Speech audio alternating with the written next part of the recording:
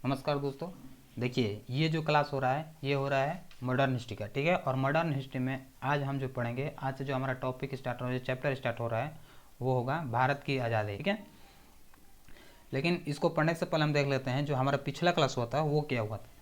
तो हमारा जो पिछला क्लास हुआ था वो हुआ था भारत शासन अधिनियम 1935। भारत शासन अधिनियम 1935। ठीक है, दूसरा अगर बात करते हैं तो दूसरा जो है वो है हरिजन अभियान। हरिजन अभियान।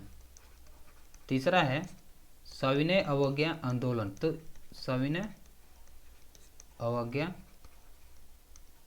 आंदोलन, इस तरह की जो टॉपिक है हमने पिछले क्लास में कवर करी थी। ठीक है, सेम उसी क्लास को आगे बढ़ाते हुए ये जो क्लास होगा भारत की आज़ादी, और भारत की आज़ादी में आज हम क्या क्या पढ़ेंगे इसके बात करते हैं। तो आज हम देखेंगे हरिपुरा अधिवेशन, त्रिपुरा अधिवेशन, फॉरवर्ड ब्लॉक का गठन, पाकिस्तान प्रस्ताव, अगस्त प्रस्ताव और व्यक्तिगत सत्याग्रह जो महात्मा गांधी के नेतृत्व में चलाया जाता है। तो इन सारे टॉपिक पर आज हम डिस्कस करेंगे कि इसमें क्या कुछ होता है, क्यों होता है। ठीक है, शुरुआत करते हैं हरिपुरा अधिवेशन से। लेकिन हरिपुरा अधिवेशन को जानने से पहले हम ये देख लेते हैं कि ये जिस टाइम ये हरिपुरा अधिवेशन हो रहा है उसी टाइम जो है द्वितीय विश्व युद्ध देखने को मिलता है, सेकेंड वर्ल्ड वार। अब यह जो सेकेंड वर्ल्ड वार है यह शुरू होता है 11 सितंबर 1939 को। ठीक है, जब 11 सितंबर 1939 को यह द्वितीय विश्व युद्ध शुरू होता है तो इसी द्वितीय विश्व युद्ध में ब्रिटिश जो है वो भारतीय सेना को अपने सहायता के लिए शामिल करना चाहता है। ठीक है, और जब ये शामिल करना चाहता है इसी सिलसिले में हम देखते हैं ये हरिपुरा अधिवेशन। अब इस हरिपुरा अधिवेशन में क्या कुछ होता है इसकी बात करते हैं। तो हरिपुरा अधिवेशन में यह जो हरिपुरा अधिवेशन है यह चलता है 19 से 21 फरवरी तक। ठीक है, 19 से 21 फरवरी तक चलता है। लेकिन हम ये भी देखते हैं कि इसी हरिपुरा अधिवेशन में कांग्रेस जो है दो गुट में बंटने के रूप में है। पहला अगर बात करते हैं तो पहला जो हो जाएगा वो हो जाएगा परंपरावादी गुट। ठीक है, और वहीं दूसरा अगर बात करते हैं तो दूसरा जो गुट है वो है परिवर्तनवादी गुट। परिवर्तनवादी गुट यानी कि सेम एक गर्म दल और एक नरम दल, यानी कि एक जो दल है वो चाहता है कि सशस्त्र के बल पर भारत को आज़ाद कराया जाता है, और एक दूसरा जो दल है वो चाहता है कि मतलब कि अहिंसा के मार्ग पर, सत्य अहिंसा के मार्ग से भारत को आज़ादी दिलाई जा सकती है। तो इस तरह से जो है यहाँ पर कांग्रेस के रूप अंदर हमें देखने को मिलता है। ठीक है, अब बात करते हैं यह हरिपुरा अधिवेशन का। तो अब ये जो हरिपुरा अधिवेशन है यह चलता है कब, यह हरिपुरा जो अधिवेशन है यह चलता है 19 से 21 फरवरी तक, जिसके अध्यक्ष कौन रहते हैं, सुभाष चंद्र बोस। और यही जो सुभाष चंद्र बोस है यह उग्र प्रवृत्ति के रहते हैं, इनका विचार जो है उग्र रहता है, सशस्त्र के बल से भारत को आज़ादी दिलाना चाहते हैं। ठीक है, देखिए अब सुभाष चंद्र बोस का जो प्रस्ताव रहता है इस हरिपुरा अधिवेशन में वो रहता है कि ब्रिटिश जो है 6 महीने के अंदर जो है भारत को स्वतंत्र कर दें। ठीक है, अगर इस तरह से नहीं करेंगे तो भारत में जो है एक विद्रोह देखा जाएगा, और वो जो विद्रोह होगा वो होगा ब्रिटिश शासन के खिलाफ। तो इस तरह से प्रस्ताव रखते हैं कौन, सुभाष चंद्र बोस। लेकिन महात्मा गांधी जी जो है इस चीज़ को लेकर के असहमत हो जाते हैं। ठीक है, और असहमत हो जाते हैं तब जाकर के गांधी जी और सुभाष चंद्र बोस जो है मतभेद देखने को मिलता है। ठीक है, मतभेद देखने को मिलता है, और ये जो मतभेद होता है ये होता है मेन रूप से कि ये जो सुभाष चंद्र बोस है, सुभाष चंद्र बोस को जो है महात्मा गांधी जी का ये जो सत्य अहिंसा वाला मार्ग है इस मार्ग पर जो है भारत को आज़ादी नहीं मिल सकती है, ये ऐसा विचार रखते हैं कौन, सुभाष चंद्र बोस। और इसी विचार से जो है इसी विचार से नाखुश होकर के ये ऐसे मतलब कि 6 महीने का समय देते हैं, तब जाकर के सुभाष चंद्र बोस जो है राष्ट्रीय नियोजन समिति का गठन करते हैं। और इस राष्ट्रीय नियोजन समिति का जो मेन उद्देश्य रहता है वो हो जाता है औद्योगिकीकरण के आधार पर भारत के आर्थिक विकास का जो है नियोजन तैयार करना। तो ये सारी चीज़ें जो है ये होती है हरिपुरा अधिवेशन में। उसके बाद ही होता है एक त्रिपुरा अधिवेशन। अब इस त्रिपुरा अधिवेशन में क्या कुछ होता है इसके बारे में बात करते हैं। तो ये जो त्रिपुरा अधिवेशन होता है इस अधिवेशन की अगर बात करते हैं तो देखिए महात्मा गांधी के महात्मा गांधी के सिफारिश पर जो है सुभाष चंद्र बोस जो है कांग्रेस के राष्ट्रीय अध्यक्ष बने हुए थे, ठीक है। लेकिन जब अपना हरिपुरा अधिवेशन में जिस तरह से प्रस्ताव पेश करते हैं तो इन दोनों के बीच जो है आपस में मतभेद हो जाता है, और जब मतभेद हो जाता है तो इस राष्ट्रीय अध्यक्ष पद को त्याग करने के लिए प्रस्ताव आता है कांग्रेस के अंदर, ठीक है। कांग्रेस के अंदर क्यों? क्योंकि ये जो सुभाष चंद्र बोस जो है स्वतंत्रता के लिए जो है यह कठोर प्रवृत्ति भारत को स्वतंत्र दिलाने के लिए कठोर प्रवृत्ति, साम्यवादी, ठीक है, फासिज्म, इन सभी विचारधाराओं से जो है प्रेरित हो गए थे, और इन्हीं सभी विचारधाराओं से प्रेरित होकर के भारत को जो है स्वतंत्र दिलाने के लिए कोशिश कर रहे थे। और महात्मा गांधी जी जो है इस चीज़ से असहमत है, क्योंकि इनका मानना था, क्योंकि ये जो सुभाष चंद्र बोस है, क्योंकि इन सुभाष चंद्र बोस का मानना था कि भारत की आज़ादी तो केवल सशस्त्र के बल पर ही दी जाएगी, हिंसा करके ही स्वतंत्र दिलाया जा सकता है। क्यों? क्योंकि यह जो सेकेंड वर्ल्ड वार स्टार्ट होगा, इस सेकेंड वर्ल्ड वार में जो है ब्रिटिश जो है युद्ध करेगी, और जब ब्रिटिश युद्ध करेगी तो उस समय ब्रिटिश जो है अपनी कमजोर की स्थिति में रहेगी, और इसी का फायदा उठा करके जो है उस पर आक्रमण करके भारत से ब्रिटिश शासन को समाप्त किया जा सकता है। इस तरह से जो है इनका विचार था।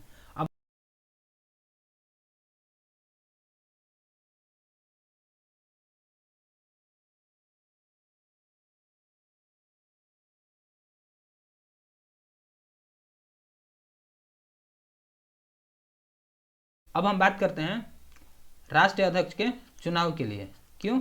क्योंकि सुभाष चंद्र बोस जो है कांग्रेस का जो राष्ट्रीय अध्यक्ष थे उनको जो है उस पद से त्याग देना है, तो फिर होगा एक नया राष्ट्रीय अध्यक्ष। तो इस राष्ट्रीय अध्यक्ष के चुनाव के लिए महात्मा गांधी और सुभाष चंद्र के बीच जो है चुनाव कराई जाती है, ठीक है। और इस चुनाव में जो है सुभाष चंद्र बोस चाहते हैं कि कोई भी नेता हो वो गरम दल के नेता हो, क्योंकि ये जो सारा कार्य होगा, ये जो सारा काम होगा, ये गरम दल के नेता ही कर सकते हैं। और महात्मा गांधी जी जो है इसका कटाक्ष करते हैं, इसका विरोध करते हैं। फिर भी हम देखते हैं कि जब चुनाव होता है तो चुनाव में जो है सुभाष चंद्र बोस जो है जीत जाते हैं, ठीक है, यानी कि राष्ट्रीय अध्यक्ष के रूप में जो है गरम दल के नेता उभर कर आते हैं। लेकिन क्या होता है कि महात्मा गांधी जी जो है अपने रणनीति से, अपने विचार से, अपने राजनीति से जो है इस जीत को हार में परिवर्तन कर देते हैं, ठीक है। और जब हार में परिवर्तन कर देते हैं तो सुभाष चंद्र बोस जो है कांग्रेस को त्याग कर देते हैं, ठीक है, कांग्रेस को त्याग कर देते हैं। और कांग्रेस को त्याग करने के बाद जो है इन्हीं के द्वारा जो है एक फॉरवर्ड ब्लॉक की स्थापना की जाती है। अब फॉरवर्ड ब्लॉक की बात करते हैं तो देखिए सुभाष चंद्र बोस जो है 29 अप्रैल 1939 को, ठीक है, 29 अप्रैल 1939 को कलकत्ता के भारतीय कांग्रेस कमेटी से त्याग पत्र देते हैं, ठीक है। और त्याग पत्र देने के बाद जो है मई 1939 में कांग्रेस के भीतर ही फॉरवर्ड ब्लॉक की स्थापना करने का घोषणा करते हैं। लेकिन देखते हैं कि जब यह फॉरवर्ड ब्लॉक की स्थापना करने की घोषणा करते हैं तो उससे पहले जो है सुभाष चंद्र बोस त्याग देते हैं, और त्याग देने के बाद जो है कांग्रेस के अंदर इनके लिए 3 वर्ष के लिए जो है कोई भी पद, किसी पद के लिए जो है अयोग्य घोषित कर दिया गया था। इसलिए जो है सुभाष चंद्र बोस फॉरवर्ड ब्लॉक की स्थापना करते हैं। अब बात करते हैं कि ये जो पाकिस्तान प्रस्ताव क्या है, क्योंकि ये जो पाकिस्तान प्रस्ताव है यह मुस्लिम लीग के द्वारा दी जाती है, मुस्लिम लीग। अब इस पाकिस्तान प्रस्ताव में बात करते हैं तो देखिए 23 मार्च 1940 को मुस्लिम लीग का जो है वार्षिक अधिवेशन होता है जो लाहौर में होता है, और इसी लाहौर में जो है पाकिस्तान प्रस्ताव पेश किया जाता है जो फजल उल हक के नेतृत्व में पेश किया जाता है। और इसके जो अन्य सदस्य रहते हैं वो रहते हैं खलीफ उस्मा, सिकदर हयात खान, ठीक है। अब इस पाकिस्तान प्रस्ताव का जो मेन उद्देश्य रहता है, जो मेन मुद्दा रहता है वो रहता है कि भौगोलिक स्थिति के आधार पर जो है क्षेत्र का विभाजन हो, जहाँ पर मुस्लिम प्रांत बहुल मात्रा में हो, यानी कि यहाँ पर एक मात्र से कह सकते हैं कि पाकिस्तान का जो है यहाँ पर डिमांड किया जा रहा है, जो मोहम्मद अली जिन्ना के द्वारा किया जा रहा है, मुस्लिम लीग के द्वारा किया जा रहा है। तो ये होता है पाकिस्तान प्रस्ताव में, ये होता है आपका मुस्लिम लीग में। और कांग्रेस के अंदर क्या हो रहा है उसके भी बारे में बात कर लिए। अब हम देखते हैं कि पाकिस्तान प्रस्ताव जो हुआ मुस्लिम लीग के और कांग्रेस के अंदर क्या चीज़ चल रहा है वो भी मैंने बात किया। अब बात करेंगे अगस्त प्रस्ताव, जो कि ब्रिटिश शासन के द्वारा पेश किया जाता है। अब इस अगस्त प्रस्ताव में क्या कुछ होता है इसके बारे में हम बात करते हैं। तो ये जो अगस्त प्रस्ताव है यह ब्रिटिश का जो है एक नीति है जो 8 अगस्त 1940 को आता है, जो समझौतावादी नीति हम कह सकते हैं। ठीक है, समझौतावादी नीति कह सकते हैं, और जिसका मेन उद्देश्य क्या है, द्वितीय विश्व युद्ध में भारतीयों को सहायता लेना है, जिसे हम लोग लिनिलिथिगो का घोषणा पत्र भी कहते हैं। ठीक है, जैसे मैंने पहले भी बताया कि जब द्वितीय विश्व युद्ध शुरू होता है तो इस द्वितीय विश्व युद्ध में जो है ब्रिटिश जो है भारतीयों को सहायता लेना चाहता है, भारतीयों को जो है शामिल करना चाहते हैं। अब इस अगस्त प्रस्ताव का क्या क्या प्रस्ताव है इसके बारे में बात करते हैं। तो देखिए, पहला जो होता है लिनिलिथिगो की घोषणा में, वो होता है कि भारत के लिए जो है डोमिनियल स्टेट का मुख्य लक्ष्य घोषित किया जाएगा।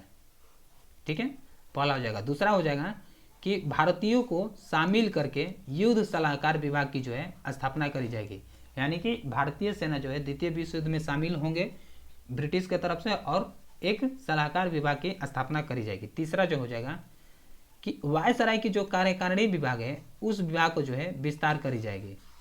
ठीक है, चौथा हो जाएगा कि युद्ध के बाद भारत में जो है संविधान सभा का गठन करी जाएगी।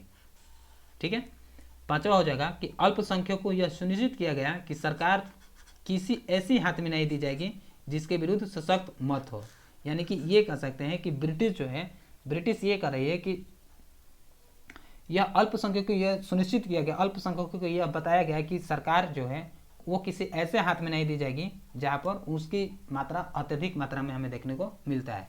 तो इस तरह का जो है प्रावधान हमें अगस्त प्रस्ताव में देखने को मिलता है। अब इस अगस्त प्रस्ताव में किनके क्या विचार है, जैसे कि अब कांग्रेस का विचार देखेंगे, महात्मा गांधी जी के विचार देखेंगे। इसमें अगर बात करते हैं इस अगस्त प्रस्ताव को लेकर के, तो वो क्या कहते हैं, पंडित जवाहरलाल नेहरू सॉरी।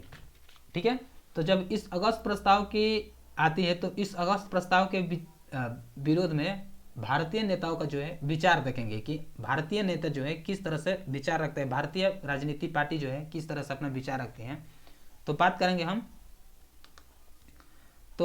करेंगे हम कांग्रेस की। ठीक है, तो कांग्रेस का जो विचार है वो क्या बोलते हैं, तो बोलते हैं पंडित जवाहरलाल नेहरू डोमिनियल स्टेट को लेकर के विरोध करते हैं और इस मुद्दा को जो है गलत बताते हैं। ठीक है, डोमिनियल स्टेट को लेकर के विरोध करते हैं क्योंकि इस समय जो है पूर्ण स्वराज की बात चल रही है भारत में, पूर्ण स्वराज, क्योंकि इस समय जो है पूर्ण स्वराज की बात चल रही है कांग्रेस के अंदर। और वहीं महात्मा गांधी जी जो है इस अगस्त प्रस्ताव को लेकर बोलते हैं कि राष्ट्रवादी और उपनिवेशी सरकार के बीच जो है खाई जो है और अधिक चौड़ा हो गई है। ठीक है, तब जाकर के महात्मा गांधी जी के अंतर्गत यह व्यक्तिगत सत्याग्रह की शुरुआत की जाती है। अब इस व्यक्तिगत सत्याग्रह के क्या कुछ होता है इसके बारे में हम बात करते हैं। तो देखिए, व्यक्तिगत सत्याग्रह जो है वो होता है कब, 17 अक्टूबर 1940 को।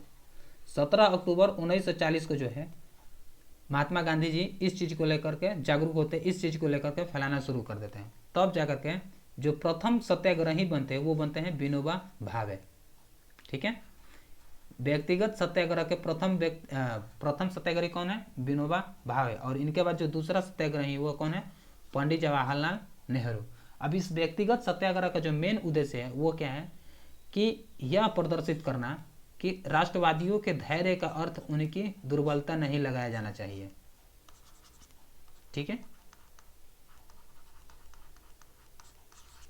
दूसरा अगर बात करते हैं उद्देश्य की तो वह है यह व्यक्त करना कि भारतीय लोग जो है युद्ध के पक्षधर नहीं है। तीसरा जो हो जाएगा वो होगा कांग्रेस के मांग को स्वीकार करने के लिए सरकार को एक और मौका देना चाहिए। ठीक है, और चौथा जो हो जाएगा वो हो जाएगा इस आंदोलन को जारी रखने के लिए सत्याग्रहियों को सरकार के द्वारा अभिव्यक्ति की छूट देनी चाहिए, जो गिरफ्तारी नहीं होना चाहिए। यानी कि इस व्यक्तिगत सत्याग्रह के माध्यम से ब्रिटिश सरकार से जो है अभिव्यक्ति की छूट मांगते हैं, क्योंकि हम देखते हैं कि जब भी आंदोलन होता है तो आंदोलन के दौरान ब्रिटिश सरकार जो है कठोर रवैया अपनाती है और कठोर रवैया अपना करके जितने भी आंदोलनकारी होते हैं उन सबको जेल में ठूस देती है। तो इसलिए यहाँ पर व्यक्तिगत छूट मांगते हैं इस व्यक्तिगत सत्याग्रह में। ठीक है, अब हम बात करेंगे क्रिप्स प्रस्ताव, जो ब्रिटेन के प्रधानमंत्री चर्चिल के द्वारा आया जाता है। क्योंकि हम देखते हैं कि जब यह व्यक्तिगत सत्याग्रह शुरुआत की जाती है तो इस चीज़ को रोकने के लिए यह क्रिप्स प्रस्ताव आता है। और इस क्रिप्स प्रस्ताव जो लाते हैं वो लाते हैं कौन, ब्रिटिश प्रधानमंत्री, जो स्टैफोर्ड फोर्ड के नेतृत्व में यह क्रिप्स प्रस्ताव आता है। अब बात करते हैं इस क्रिप्स प्रस्ताव का। तो यह क्रिप्स प्रस्ताव जो है यह मार्च 1942 में भारत आता है, ठीक है, जिसका मात्र उद्देश्य क्या है, यह भी द्वितीय विश्व युद्ध में भारतीयों को सहयोग पाना,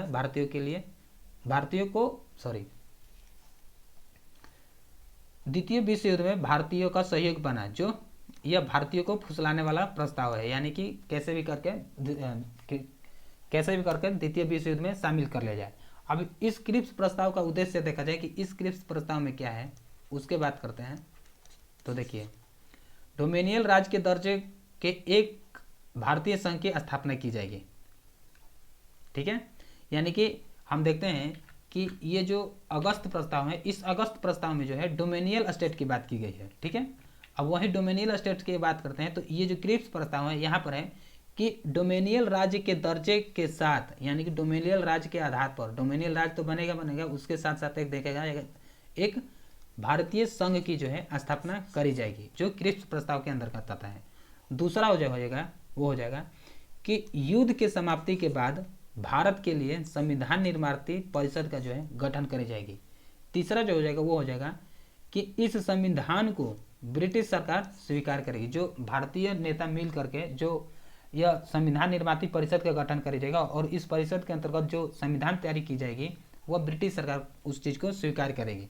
चौथा हो जाएगा आपका, उक्त व्यवस्था तक भारत की सुरक्षा ब्रिटिश के हाथों में रहेगी, यानी कि जब तक भारत की व्यवस्था ठीक ठाक नहीं हो जाती, भारत का संविधान तैयार नहीं हो जाता, तब तक उसकी जो शासन है वह ब्रिटिश के अंतर्गत रहेगा। जो ये क्रिप्स प्रस्ताव के अंतर्गत ये सारी चीज़ें हमें देखने को मिलता है। लेकिन हम ये देखते हैं कि ये जो क्रिप्स प्रस्ताव है, ये क्रिप्स मिशन जो है यह फेल हो जाता है। अब यह फेल होने का अगर बात करते हैं तो हम कारण क्या क्या है, जिसमें हम देखेंगे कांग्रेस का विचार, ठीक है, मुस्लिम लीग का विचार तथा अन्य राजनीतिक दलों का तथा अन्य जो महान लीडर है उनका विचार जो है उस तरह से देखने को मिलता है, जो इस क्रिप्स प्रस्ताव को फेल करने पर मजबूर कर देते हैं। तो देखिए, इस क्रिप्स मिशन में फेल होने का पहला रीजन देखते हैं तो कांग्रेस का विचार। तो कांग्रेस का विचार क्या क्या है, वो क्या कहते हैं कि भारत को जो है पूर्ण स्वराज की जगह जो है डोमिनियल स्टेट की व्यवस्था, जैसे मैंने पहले भी बताया कि भारत में जो है कांग्रेस के अंदर पूर्ण स्वराज को लेकर बात चल रही है, और वहीं पर ब्रिटिश का जो प्रस्ताव आ रहा है वहाँ पर आ रहा है डोमिनियल स्टेट को लेकर। तो पहला जो है विचार है पूर्ण स्वराज के स्थान पर यह डोमिनियल स्टेट की दर्जा है, तो जो गलत है। इस तरह का जो है विचार कांग्रेस रखती है। दूसरा जो है देशी रियासत के प्रतिनिधि के लिए निर्वाचन के स्थान पर जो है मनोनीत का प्रावधान। तीसरा जो हो जाएगा वो हो जाएगा प्रांत को संघ से पृथक करना, प्रांत के लिए अलग संविधान बनाना। यानी कि ब्रिटिश सरकार के प्रस्ताव में ये भी मेंशन किया गया है कि जो डोमिनियल स्टेट बनेगा, जो अलग राज्य बनेगा, उन सब के लिए अलग संविधान बनेगा, और जो संघ बनेगा उसके लिए जो है अलग संघ बनेगा, ठीक है, यानी कि अलग संविधान बनेगा। इस तरह का जो है प्रस्ताव आता है ये क्रिप्स मिशन में, जो कांग्रेस जो है इसका विरोध करती है, ठीक है। इसलिए जो है यह मिशन के रूप में इसलिए जो यह फेल के रूप में हमें देखने को मिलता है, ठीक है। चौथा अगर बात कर लेते हैं तो चौथा किस बात को लेकर के विरोध करते हैं, वो होगा सत्ता हस्तांतरण की योजना का अभाव। यानी कि भारत को जो है स्वतंत्र दिलाने के लिए जो योजना बना रही है, इस योजना में जो है अभाव देखा जा रहा है। कब होगा, कब सत्ता हस्तांतरण की जाएगी, कैसे की जाएगी, इस चीज़ को लेकर के यहाँ पर बातें नहीं होती है, ठीक है। तो ये जो सारी चीज़ें हैं ये होता है कांग्रेस के अंदर। अब हम बात करेंगे मुस्लिम लीग का विचार कि मुस्लिम किस चीज़ का विरोध करते हैं इस क्रिप्स प्रस्ताव का। तो वो होता है कि एकल भारतीय संघ का होना मुस्लिम लीग का पसंद नहीं थे। यानी कि मुस्लिम लीग जो है भारत संघ में शामिल नहीं होना चाहती है, वो जो है वह पाकिस्तान की मांग करते हैं, जो पाकिस्तान प्रस्ताव के बारे में हमने पढ़ लिया। दूसरा है संविधान बनाने की विधि निर्धारित की गई थी जो उसे पसंद नहीं थी, ठीक है, ठीक है। यानी कि संविधान बनाने की जो विधि निर्धारित की गई कि यानी कि जब यह संविधान बनाया जाएगा उस संविधान में कौन कौन से नेता, किस तरह के नेता, जो भारत के जो अलग राजवाड़े के जो राजा है वो किस तरह से शामिल होंगे, इस चीज़ को लेकर के जो है यह मुस्लिम लीग को पसंद नहीं थे, ठीक है, कि उस संविधान परिषद में, संविधान सभा में किस दल के नेता सबसे ज़्यादा अधिक रहेंगे, इस चीज़ को लेकर के पसंद नहीं थी। तीसरा जो हो जाएगा वो हो जाएगा मुस्लिम लीग का विरोध करने का कारण। तो वो तीसरा क्या है, प्रांत और संघ का अलग अलग संविधान निर्माण करना, यानी कि कांग्रेस और मुस्लिम लीग का जो कॉमन है वो है प्रांत और संघ का जो है अलग अलग निर्माण करने की जो है संविधान का जो है निर्माण करना, यह इसका खुल करके विरोध करते हैं। चौथा हो जाएगा मुस्लिम लीग का पाकिस्तान प्रस्ताव को स्वीकार नहीं करना, यानी कि मुस्लिम लीग के द्वारा पाकिस्तान प्रस्ताव रखे गए थे और इसी पाकिस्तान प्रस्ताव को ब्रिटिश जो है ठुकरा देती है, इसलिए क्रिप्स मिशन को लेकर के यह बखेड़ा खड़ा होता है, इसलिए जो है यह विरोध प्रदर्शन किया जाता है। इसलिए हम कहते हैं कि यह क्रिप्स मिशन जो है फेल के रूप में हमें देखने को मिलता है। तो अभी तो मैंने इस क्रिप्स मिशन में कांग्रेस और मुस्लिम लीग की बात करेंगे, मैंने बात की। अब हम बात करेंगे जो भारत के अन्य दल है तथा अन्य महान नेता है वो अपना किस तरह से विचार रखते हैं उसके बारे में हम बात करते हैं। तो देखिए, हम बात करते हैं अगर उदारवादी का विचार, तो उदारवादी का विचार किस तरह से देखने को मिलता है। वो कहते हैं कि प्रांत को, ठीक है, प्रांत को संघ